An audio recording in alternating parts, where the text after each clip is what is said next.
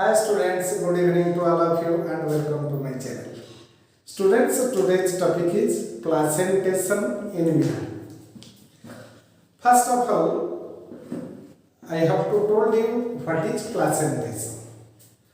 The development of placenta is called as placentation. So what is placenta?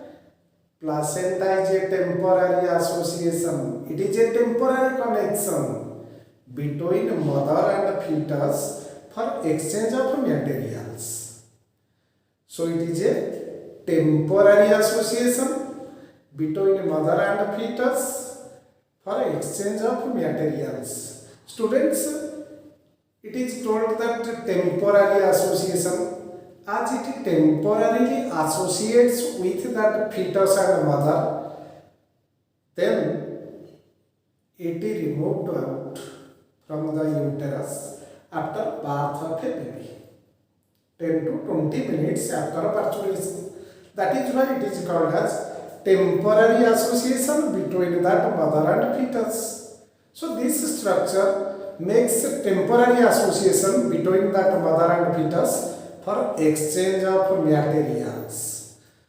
So it is the extreme biological engineering of God for exchange of these materials for the development of that embryo. It is mostly important. So how placenta is formed?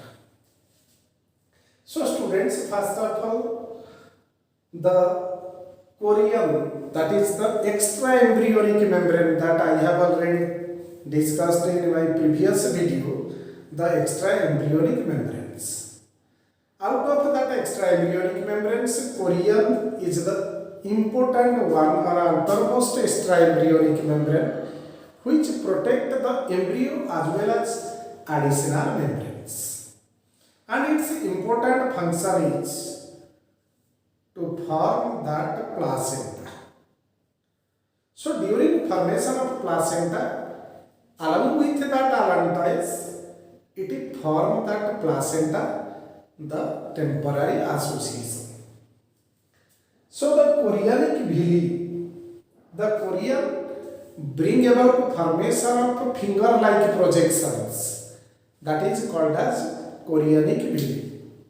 That chorionic villi enter into the endometrium, enter into the decidua basalis of endometrium, which then become vascularized along with that allantois. That is why human placenta is called as chorioallantoic placenta. As along with that allantois, chorion form that placenta, hence the name is chorioallantoic placenta. So students, placenta starts its formation 7th day after fertilization.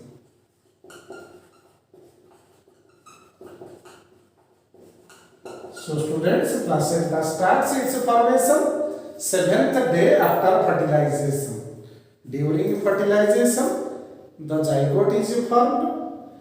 Then after that 7th day of fertilization, it starts its formation. Placenta starts its formation. Starts its formation.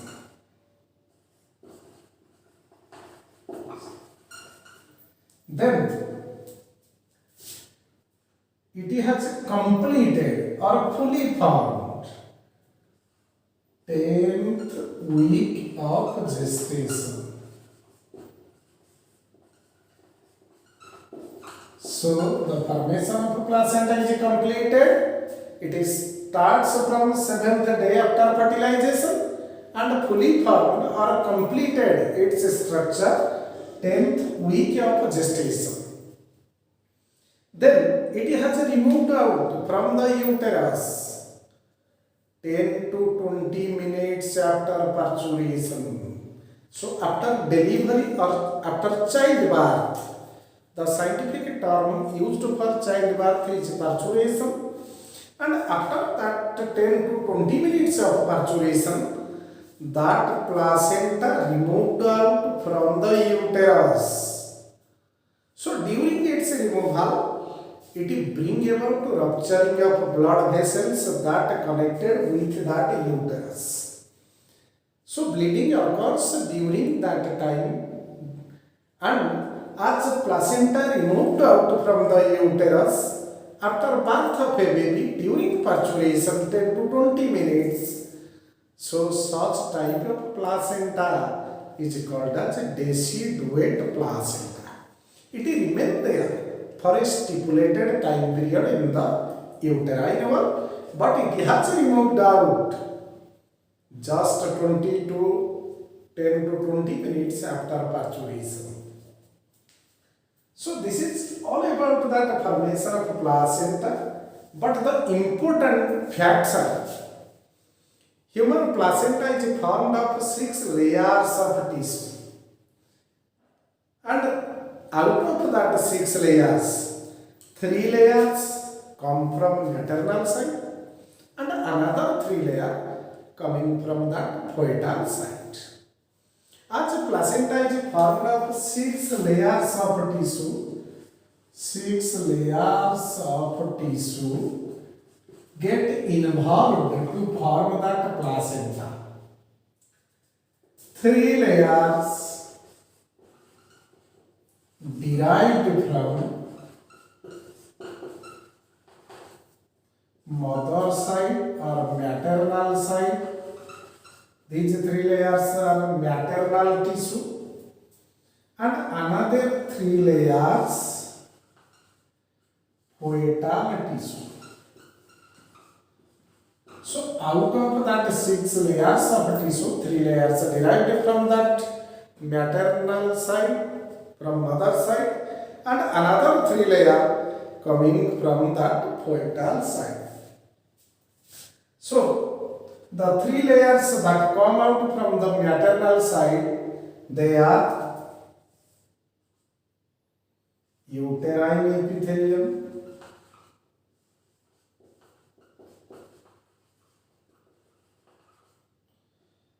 uterine connective,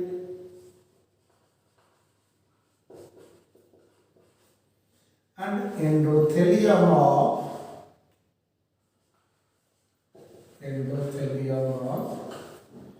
maternal blood vessel.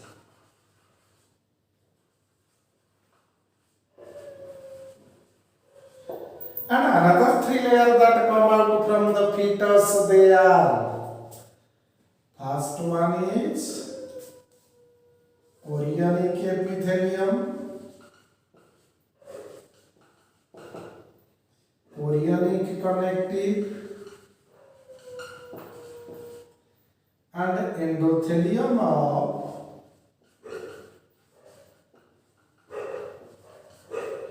fetal blood vessel. Endothelium of fetal blood vessel. So these are the 6 layers of tissues that get involved in formation of placenta.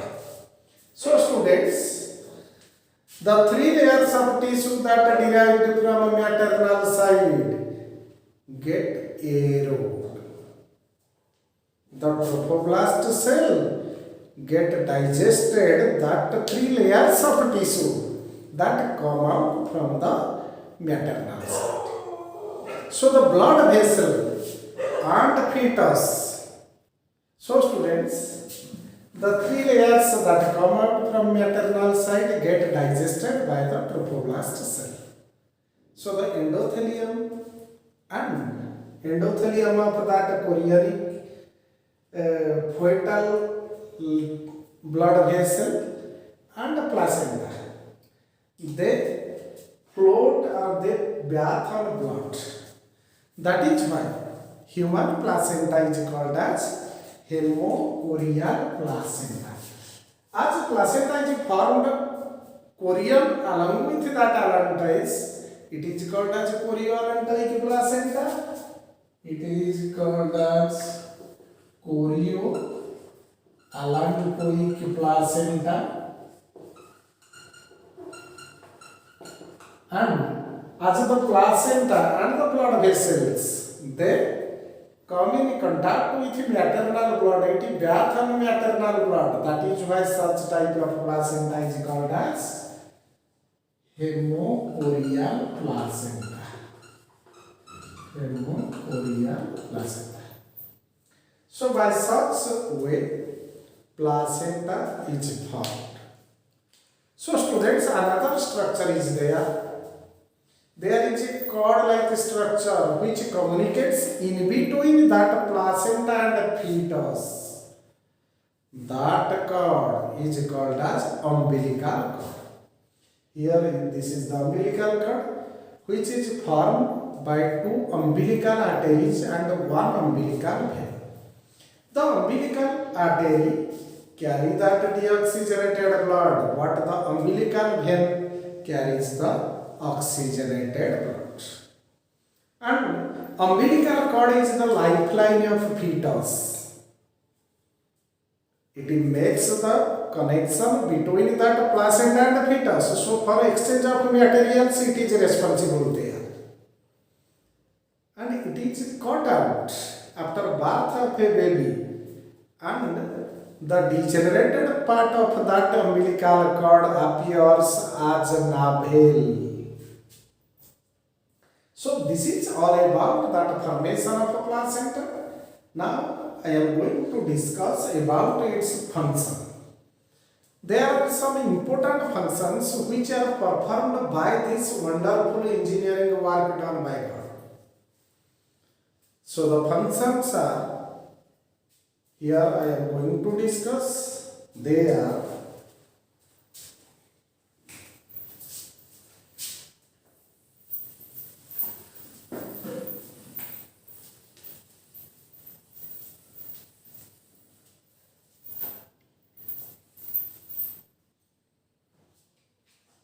functions of placenta.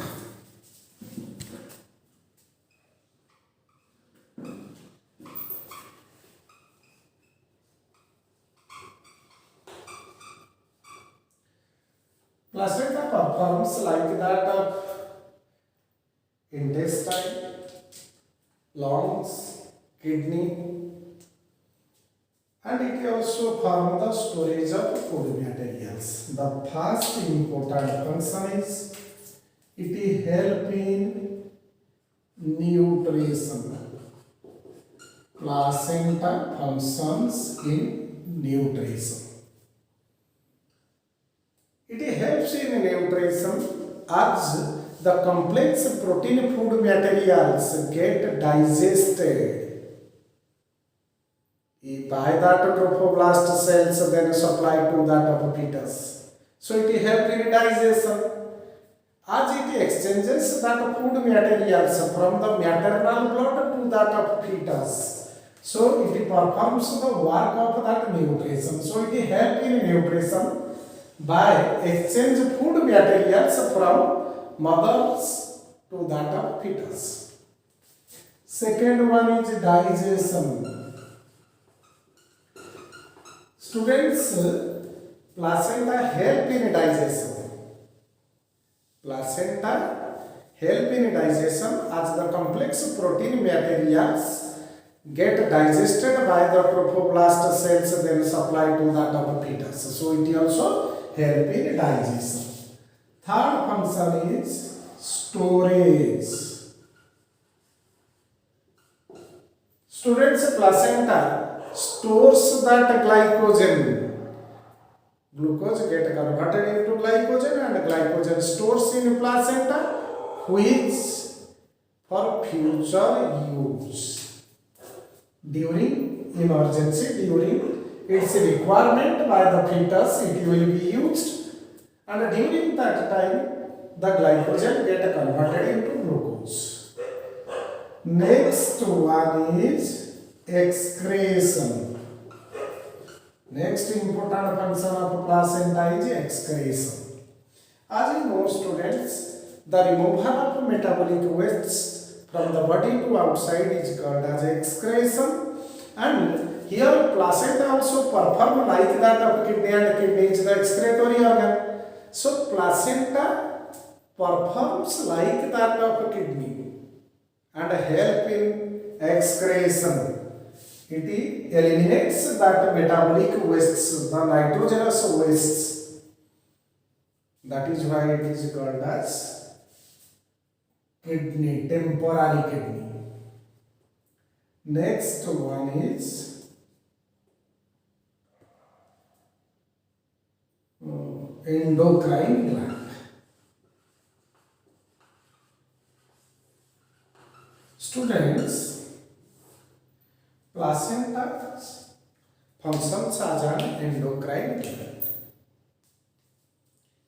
As per its endocrine function, it secretes 5 different types of hormones, and these hormones are: first one is HCG, that is human chorionic gonadotropin. So students, this human chorionic gonadotropin that is secreted from the placenta, similarly property to that of luteinizing hormone that is secreted from anterior lobe of pituitary. It is a gonadotropic hormone. It stimulates that corpus luteum for secretion of hormone progesterone. As you know, students, progesterone is the pregnancy hormone. As it help in pregnancy, it promote the pregnancy. That is why it is called as pregnancy hormone. And that HCG secreted from placenta stimulates for secretion of progesterone. As you know, corpus luteum. Students, after ovulation, the rupturing of ovarian wall from the Graafian follicle, egg released into the secondary oocyte or egg released into the fallopian tube. So after release of that egg, the remaining masses of that Graafian follicle turns into yellow masses, that is called as corpus luteum. And it is stimulated by that HCG for secretion of progesterone to maintain the pregnancy. Second hormone is HPL, human placental lactogen. It is human placental lactogen. It is a lactogenic hormone and it stimulates that mammary gland for production of milk during pregnancy. Third hormone is progesterone. As you know, students, after 11th week, as the corpus luteum get degenerated, then the placenta releases that hormone progesterone to promote the pregnancy. Next one is estrogen. It is also secreted by placenta to maintain that endometrium, maintain that uterus, to carry that pregnancy.